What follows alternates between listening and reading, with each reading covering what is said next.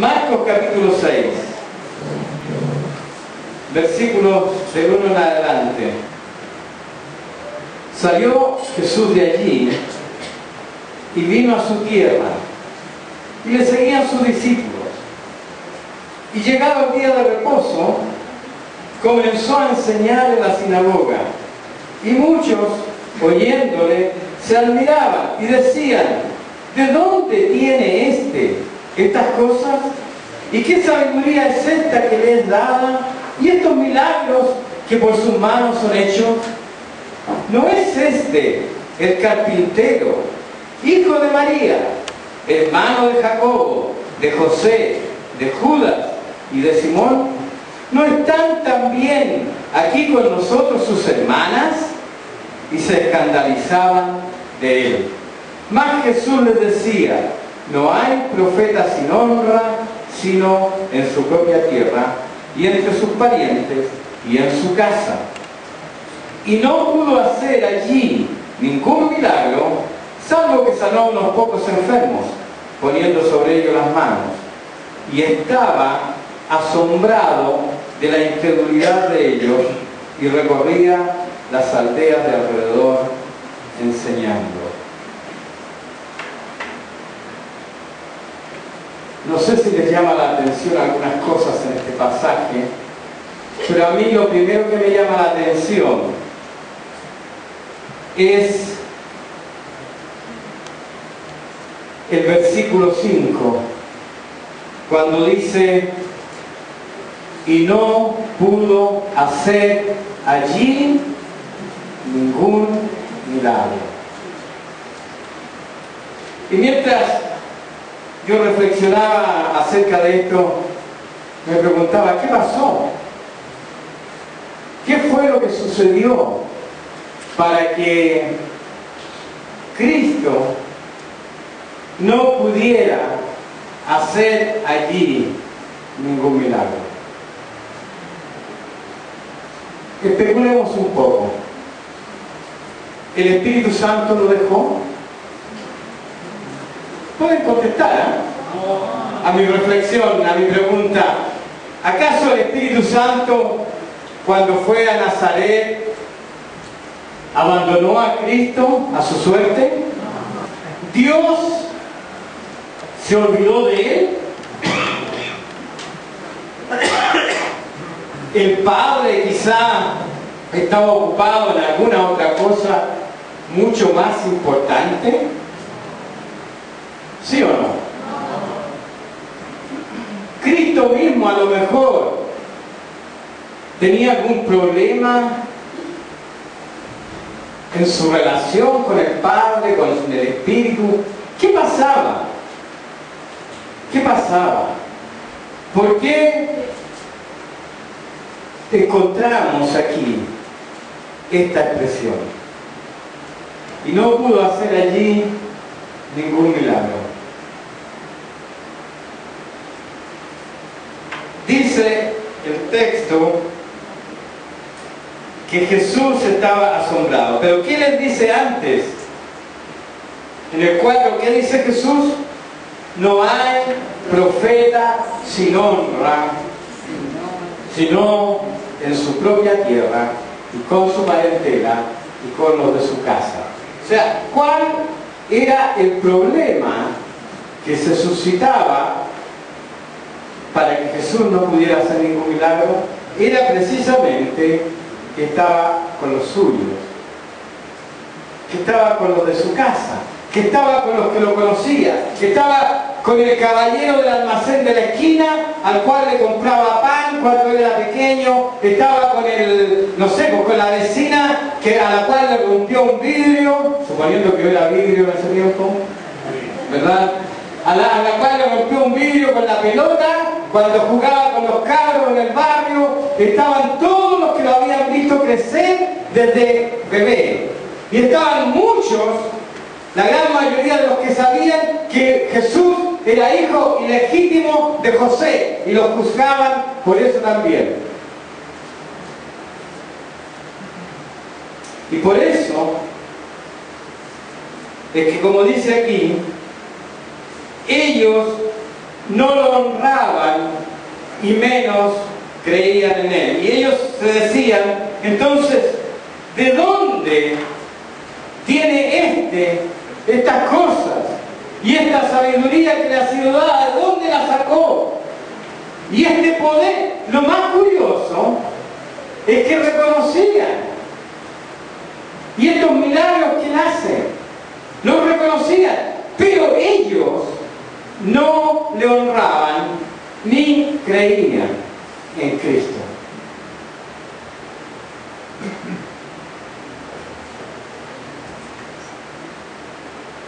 También tenemos a los fariseos. Yo estaba meditando en esto, y en realidad se nombran algunos fariseos que se convirtieron a Cristo, entre ellos Nicodemo y José de Arimatea, pero en general,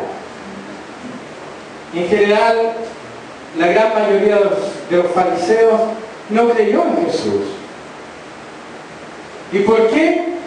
Porque ellos también, a causa de todo lo que sabían de su conocimiento, de la palabra, ellos esperaban un Mesías distinto. Entonces era muy difícil para ellos aceptar que un pobre campesino, hijo de un carpintero, un hijo de fornicación, como le decían, ¿verdad?, pudiera ser aquel que Dios había enviado como Mesías a esta tierra y como Salvador, como libertador, porque ellos esperaban un libertador.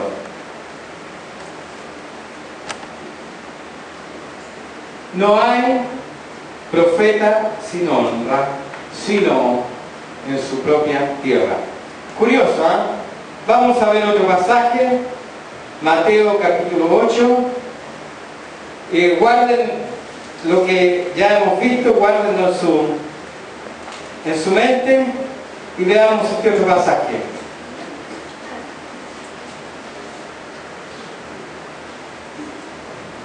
Mateo capítulo 8, versículo 5 dice: entrando Jesús en Capernaum, vino a él un centurión rogándole y diciendo: Señor, mi criado está postrado en casa, paralítico, gravemente atormentado. Y Jesús le dijo: yo iré y lo sanaré. Respondió el centurión y dijo: Señor, no soy digno de que entres bajo mi techo. Solamente di la palabra y mi criado sanará, porque también yo soy hombre bajo autoridad y tengo bajo mis órdenes soldados. Y digo a este: ve y va, y al otro: ve y viene, y a mi siervo: haz esto, y lo hace. Al oírlo, Jesús se maravilló y dijo a los que le seguían: de cierto os digo que ni aún en Israel he hallado tanta fe.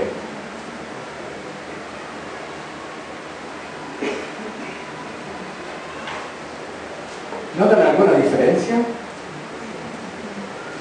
¿Notan alguna diferencia? ¿Sí? Yo noto alguna diferencia al menos. Este hombre, pongámonos en el escenario, un centurión romano, digamos, para actualizarlo, un capitán de ejército que tiene a su cargo 100 hombres, que, como él dice, le dice a uno: ven, y ese viene corriendo. Yo me acuerdo cuando hice el servicio militar, y los que son militares o han estado en el servicio militar saben, cuando el sargento siquiera, o el cabo, si tú eres un peladito nomás, te llama y te dice: ven acá, a uno le enseñan que hay que correr y levantar polvo para que esa autoridad se dé cuenta de mi prestancia, de mi disposición, de que yo estoy listo para obedecer cuando él me llame. Así que este centurión, este soldado romano, que tenía a su cargo hombres que podía mandar, evidentemente estaba acostumbrado a decir ven, y venían corriendo, y cuando decía ve, iban corriendo también. Debemos recordar que los romanos eran el imperio predominante por la época y que ellos habían invadido casi todo el mundo conocido, incluido Israel, y por ende donde vivía Jesús. Así que este era no solamente un soldado, sino que era un soldado dominador, conquistador. Y Jesús era uno que estaba bajo el yugo de los romanos. Pero ¿qué es lo que encontramos aquí? Curiosamente, este hombre viene a Jesús rogándole y diciéndole, Señor. Lo primero que me llama la atención es que le dice, Señor. Un centurión, un soldado romano, un conquistador, podría haberle dicho, oye, judío, ven acá. Y Jesús habría tenido que hacerlo. Pero este soldado le dice, Señor. Señor, ustedes saben que en ese tiempo no se le decía Señor a cualquiera, no es como hoy que todos somos señores.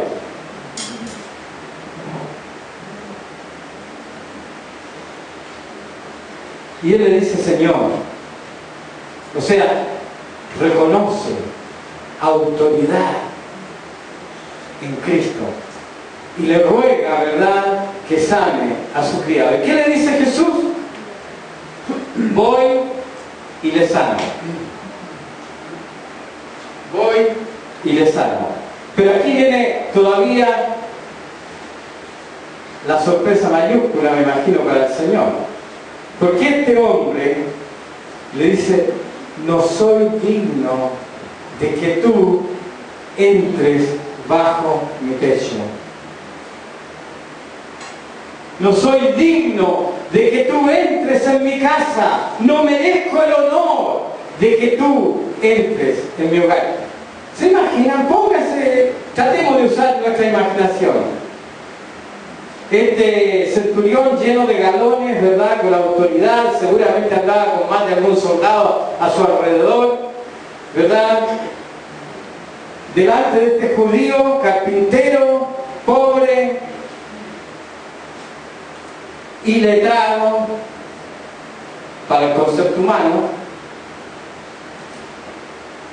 le dice, Señor, no soy digno de que tú entres en mi casa. Cuando lo correcto habría sido al revés. En realidad, para cualquier judío, salvando las diferencias étnicas y raciales que tenían, pero para cualquier judío habría sido entonces un honor entrar en la casa de un soldado romano, de un centurión o qué sé yo.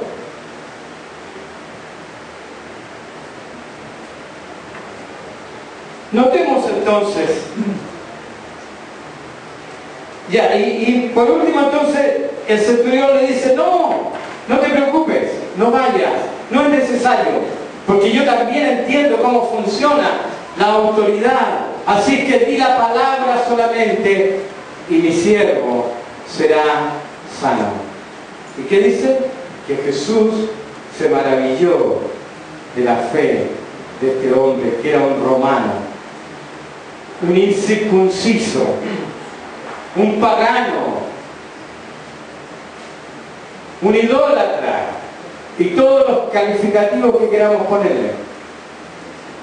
Un hombre cruel, no sabemos, pero ellos estaban acostumbrados y adiestrados para infligir sufrimiento a sus enemigos, etcétera, etcétera, etcétera. Y este hombre, entonces, tiene esta actitud frente al Señor. Hagamos la comparación ahora. ¿Notan la diferencia? ¿Sí? ¿Nos damos cuenta de la diferencia que hay entre los primeros que decían, ¿Y quién se cree este? ¿Acaso no conocemos a su mamá? ¿Y a su papá que falleció o a lo mejor ya hace poco? ¿Acaso no sabemos que María se quedó embarazada antes de juntarse con José?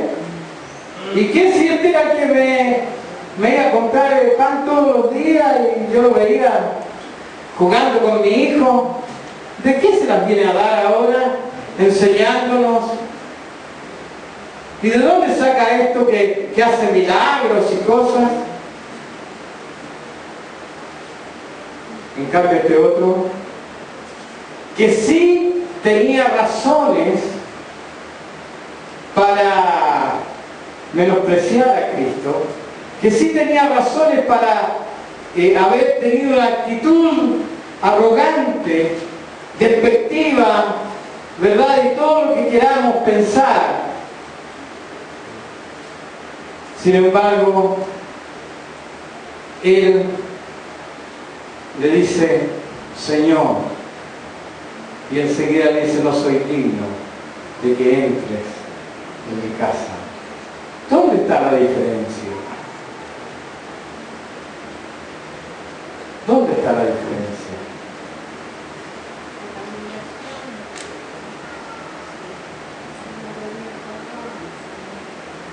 Vamos a ver otro pasaje. Antes de avanzar, vamos a ver otro pasaje. Marcos 14.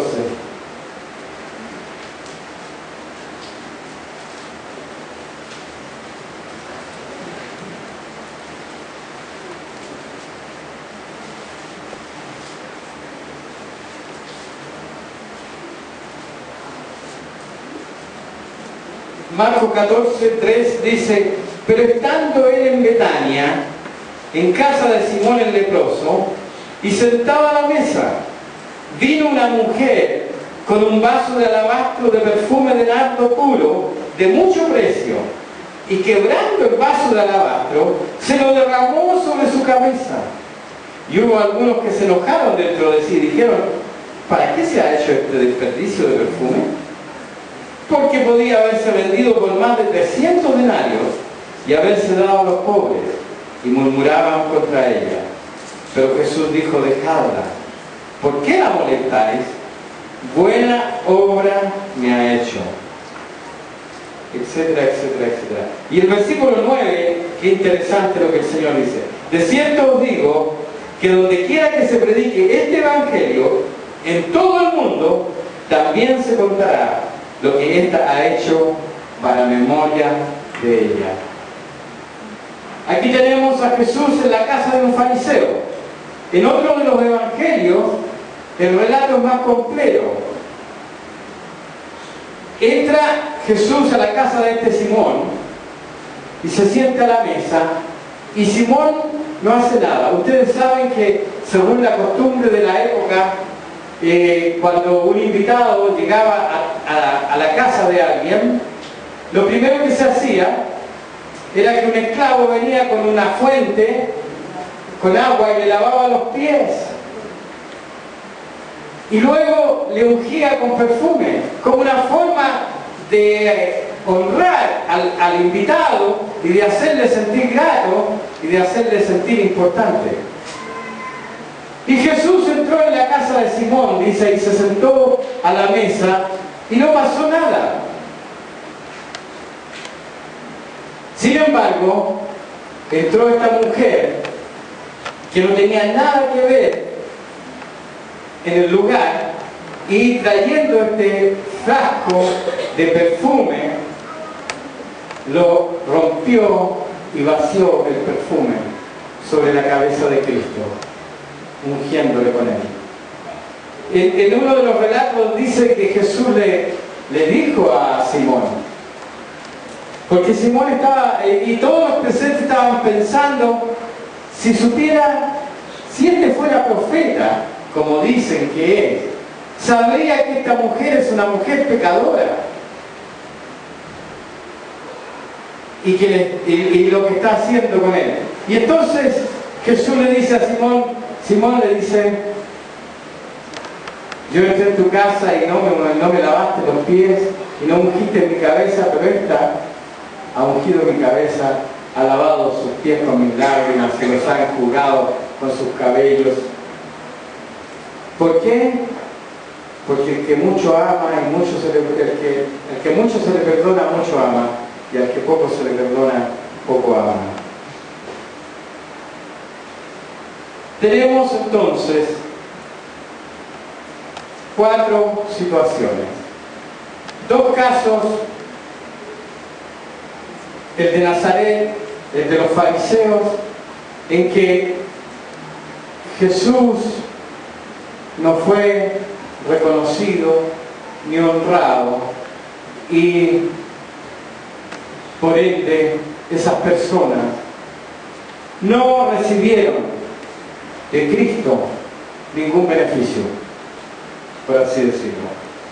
Pero tenemos 2 casos también de personas que reconocieron a Cristo, lo honraron y recibieron de regreso un beneficio. El centurión, su siervo, fue sanado.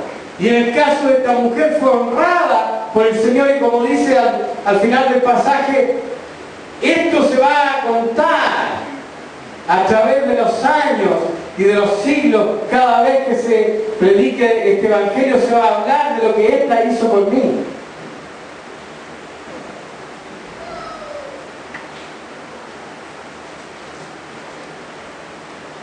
Y por último, quiero leer un último pasaje en 1 Samuel 2:30,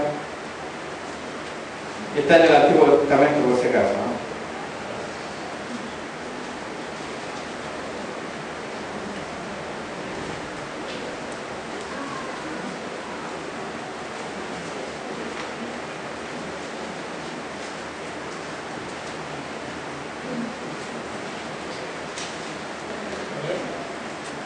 Primera de Samuel 2:30.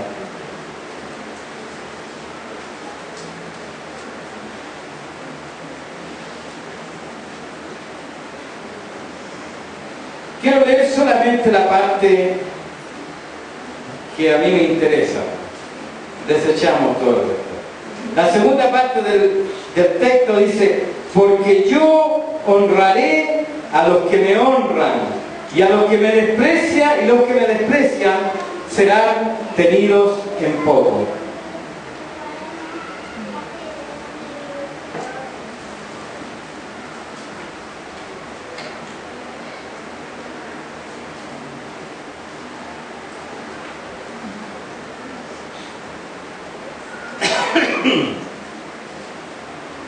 Este pasaje está en el contexto de la historia de Elí, un sacerdote de Dios que tenía problemas con sus hijos, que no los corregía ni los disciplinaba. Pero lo interesante es lo que dice ahí al final: yo honraré a los que me honran, y los que me desprecian serán tenidos en poco. Precisamente la diferencia entre los nazarenos y el fariseo y el centurión, entre los fariseos y esta mujer que ungió a Cristo, tenía que ver con la honra, con reconocer quién era Jesús. Honrar precisamente significa dar valor, dar importancia, reconocer algo que es valioso. Eso es honrar. Entonces, cuando uno honra a alguien, lo está elevando, lo está reconociendo como alguien importante, lo está valorando, ¿verdad? Y en el caso de los nazarenos y de los fariseos, ellos no valoraron a Jesús, no lo reconocieron, sino que lo menospreciaron, precisamente deshonrar en lo contrario. Ellos lo menospreciaron. Ellos miraron su currículum y dijeron: este no vale nada. Que no se las venga a dar aquí de gran personaje si conocemos toda su historia. Sin embargo, este centurión reconoció en Cristo a alguien importante, alguien valioso, alguien que tenía poder, dominio y autoridad, y fue recompensado por ello. Lo mismo la mujer, el fariseo Simón. Jesús entró en su casa y es como si hubiera entrado cualquiera. Pero esta mujer entró detrás y lo ungió con un perfume. ¿Saben cuánto valía el perfume? El salario de un año de un trabajador de la época. El salario de un año. O sea, esta mujer agarró toda la platita que había juntado de un año de trabajo, compró este perfume y solamente para derramarlo sobre la cabeza de Cristo y ungirlo con ese perfume. ¿Le daba importancia a Cristo esta mujer? Obviamente que sí, obviamente que sí, era muy importante para ella. Yo preguntaría, y me pregunto a mí mismo, ¿yo estaría dispuesto a quedarme un año sin plata solamente para ofrendar eso a Cristo? Digamos que el Señor me habla y me dice: este año tu sueldo se lo vas a pasar enterito, todo el año, a fulano. No voy a nombrar a nadie para que no me lo cobren a la salida. Yo creo que sería muy difícil para mí, honestamente. Pero esta mujer no tuvo ningún miramiento, no tuvo ningún problema, agarró este perfume que, como dice ahí, y decían los otros, ¿verdad?, podría haberse vendido por 300 denarios, y vaya que habríamos hecho acto con esa plata. Pero ella no tuvo ningún problema, la agarró y ¡fua!, lo vertió sobre la cabeza de Cristo, y la casa se llenó del olor del perfume.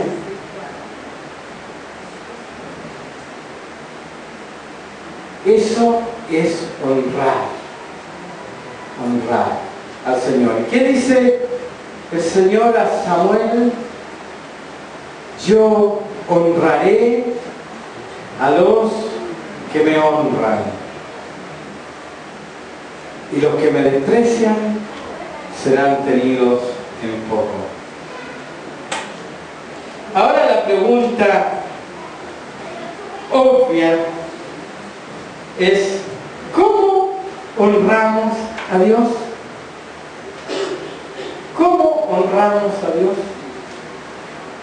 Mientras estábamos alabando, yo me fijaba en las canciones, y muchas de las canciones y las letras hablan precisamente de esto: te honramos, Señor, te damos honor, y cantamos y levantamos las manos diciendo: Señor, te honramos. Y la honra y el honor son parte principal de nuestras alabanzas, y está bien, no digo que está mala, no me malinterpreten, está bien que lo hagamos, pero en estricto rigor, ¿cómo nosotros honramos a Dios?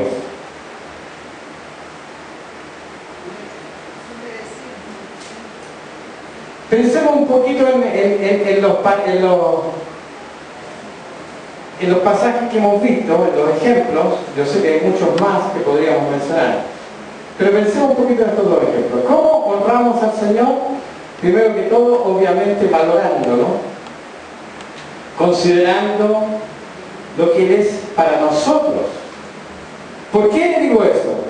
Porque Cristo era el mismo en Nazaret que con el centurión. Cristo era el mismo en la mesa de Simón que para la mujer que lo ungió con el perfume. No había diferencia Él no había cambiado, Él seguía siendo el mismo. La diferencia estaba en el corazón de aquellos que interactuaban con Él.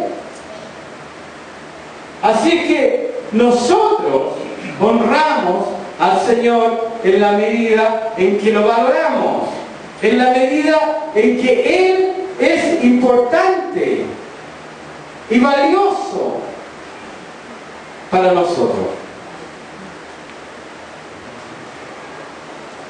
¿Saben cómo honramos nosotros a Dios? Cuando honramos y reconocemos a los que Él ha enviado. A los que Él ha enviado. Y yo creo que todos conocemos el pasaje de cuando Jesús, la parábola esta, cuando el Señor dice que un hombre, un señor, ¿verdad?, plantó una viña, dice que la acercó y le puso una torre y mandó a hacer un lagar y la equipó completamente y luego la dio a unos trabajadores para que la cultivaran. Pasado el tiempo, entonces dice que mandó a uno de sus siervos a recibir de estos trabajadores la parte que le correspondía. Obviamente, si yo tengo una viña y espero recibir fruto de ello, y estos hombres malvados tomaron al siervo del dueño de la viña y lo maltrataron, y luego el dueño mandó a otro y algunos mataron, y finalmente mandó a su hijo. ¿Y qué dijo el Señor? Que estos hombres dijeron: ah, este es el heredero, matémoslo y así nos quedaremos con su viña.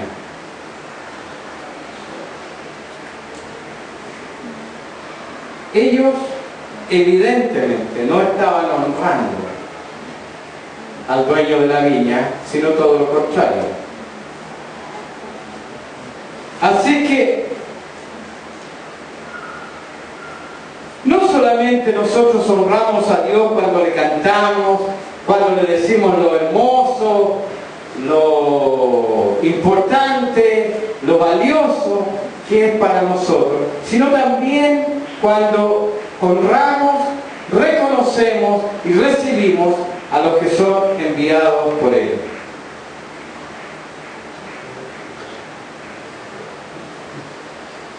Ahora,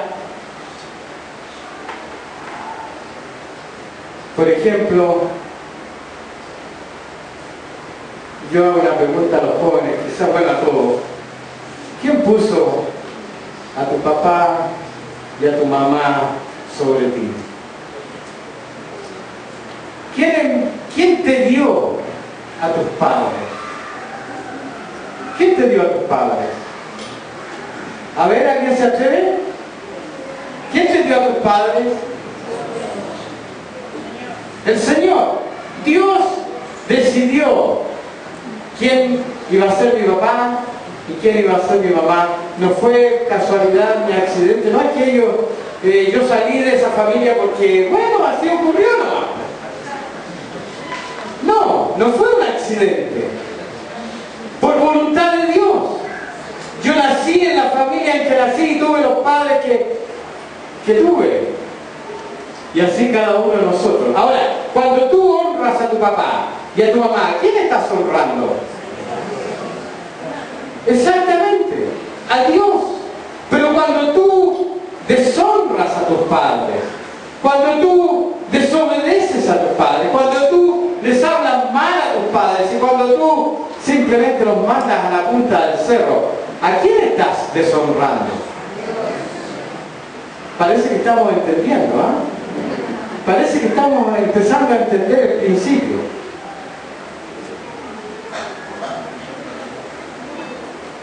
Nosotros honramos a Dios cuando honramos a los que han sido enviados por Dios a nuestra vida.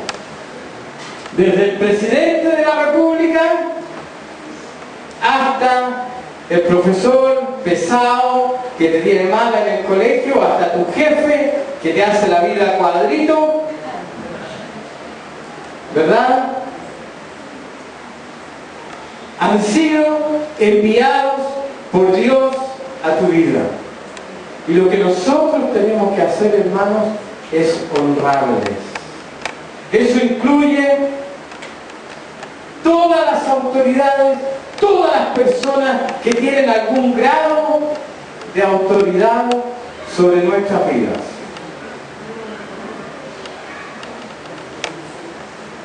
Es fácil honrar a Dios de palabras, pero lo que nosotros necesitamos es honrar con nuestra vida. Y en la medida que honramos a los que Dios ha puesto o ha mandado a nosotros, le honramos a Él y recibiremos la recompensa. Y para que vean que no estoy hablando de ceras, vamos a ver el marco nuevamente, si no me equivoco. A ver si es cierto.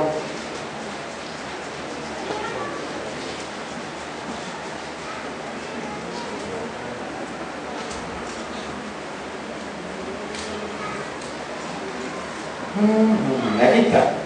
Marcos 9:36 dice: y tomó a un niño y lo puso en medio de ellos, y tomándolo en sus brazos le dijo: el que reciba en mi nombre a un niño como este, me recibe a mí. Y el que a mí me recibe, no me recibe a mí, sino recibe al que me envió. Al que me envió. O sea, de la manera en que tú honras o deshonras las autoridades que Dios ha puesto sobre tu vida, incluidas las espirituales, tu coyuntura, ¿verdad? El líder de grupo en casa, en la medida en que tú los honras, ¿a quién honras? A Cristo. Y si honramos a Cristo, ¿a quién honramos? Al Padre. O sea, Jesús fue extremo siempre, y en este caso toma a un niño pequeño. Los niños están en la clase, ¿verdad? Pero toma a un niño chico y dice: que recibe a este niño, a un niño como este, a mí me recibe. Pero el Señor, como le dice a Samuel, honra a los que le honran. Y yo quiero aquí entrar, para terminar, dice que cuando el pastor dice para terminar queda una hora por lo menos, así que digo ya para terminar, para que se haga el ánimo. Yo quiero decir aquí algo, y hermanos, no, antes de decir lo que voy a decir, quiero que me entiendan bien. Esto lo digo por nuestro bien. Esto no es un palo, sino más bien es para que tengamos cuidado, porque nosotros vamos a ser afectados. Cuando yo no honro a aquellos que el Señor ha puesto sobre mi vida, yo soy perjudicado. Yo soy el afectado. ¿Qué dice la segunda parte del pasaje de Samuel? Los que menosprecian serán tenidos en poco. Cuando tú menosprecias a alguien que viene de parte de Dios, y no quiere decir que esa persona te diga yo vengo de parte de Dios, no tiene que ver con eso. Pero cuando tú menosprecias a alguien que viene de parte de Dios a tu vida, tú estás menospreciando a Dios. ¿Y qué va a pasar con tu vida? Dios te va a tener en poco. ¿Tú quieres ser importante para Dios? ¿Tú quieres que Dios te honre como a esta mujer que derramó el frasco de perfume de nardo? No salgas a comprar perfume, no hay. No es esa la idea. Honra a los que el Señor ha enviado de su parte a tu vida. Y aquí lo que quiero decir que quiero que me entiendan bien. O sea, hermanos, no seamos murmurones, no seamos quejosos, no seamos mal hablados, no hablemos mal de las personas. ¿Ah? Seamos cuidadosos. ¿Saben? Yo estaba pensando, mientras pensaba en este tema, ¿qué dice de cuando Jesús estuvo en Nazaret? Que no pudo hacer allí ningún milagro. Yo pensaba, ¿será que eso nos pasa a nosotros? Esta es una reflexión para mí, ustedes no se den por enterados. Pero yo pensaba, ¿será que eso nos ocurre a nosotros? Yo echo de menos, se los digo honestamente, echo de menos ver milagros, ver señales, ver cosas prodigiosas en medio nuestro. Yo digo, ¿será porque no estamos honrando a los que merecen honra, a los que el Señor ha puesto en nuestra vida? Ojo y cuidado. Tengamos cuidado con lo que hablamos, con lo que decimos y aún con lo que pensamos. Porque no es cosa de que yo me abstenga de decirlo. Porque el Señor conoce nuestros corazones. Entonces cuando alguien de parte de Dios te dice algo y tú por dentro estás pensando, ¿y qué se cree este hermanito? ¿Qué se cree esta persona que me viene a corregir, que me viene a decir esto y lo otro? ¿Qué dijeron de Jesús? ¿Qué se cree este? Es un carpintero nada más. Tanta ínfula que se da. Cuidado, hermanos. Esto, yo digo, es una palabra de advertencia para todos.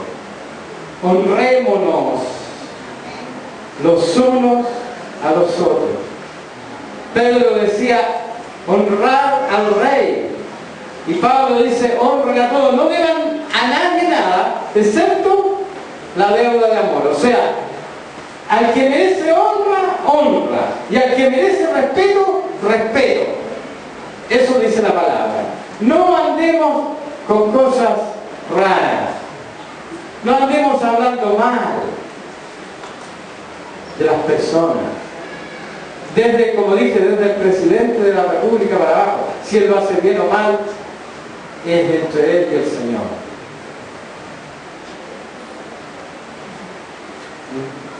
Nosotros limitémonos a orar por aquellos que están, como dice también Pablo, en eminencia, para que vivamos, ¿de qué manera?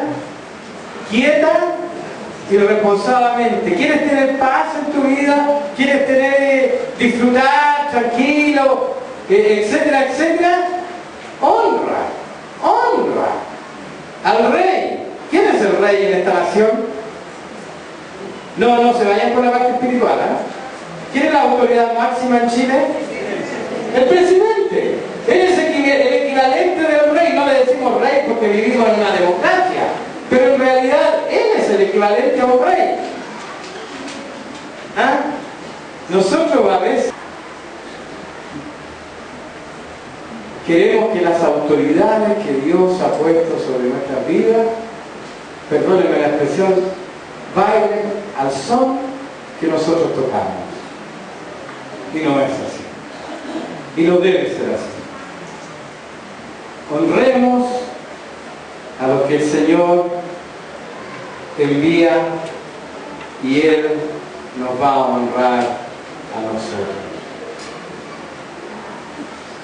Él honra a los que le honran y menosprecia o tiene en muy poca cosa a los que le menosprecian. Así que cuando tú menosprecias, ten por seguro que el Señor no te va a considerar importante. Y por ende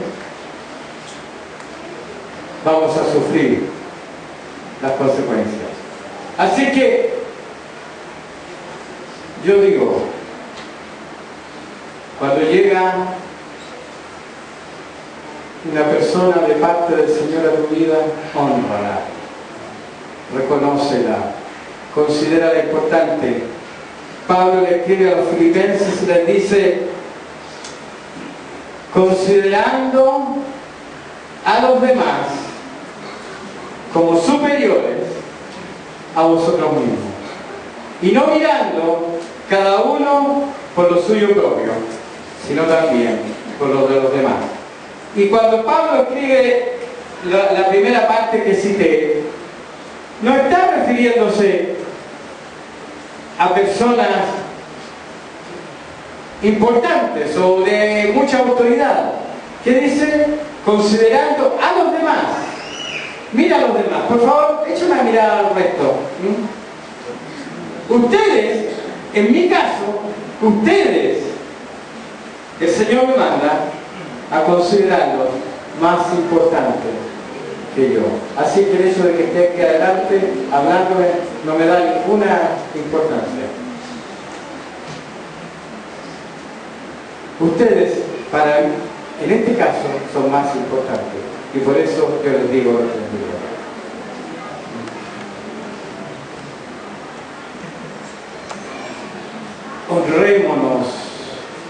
Honrémonos.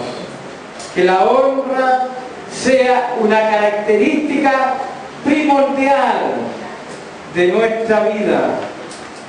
Evitemos hablar mal de otros, más bien hablemos bien, valga la redundancia.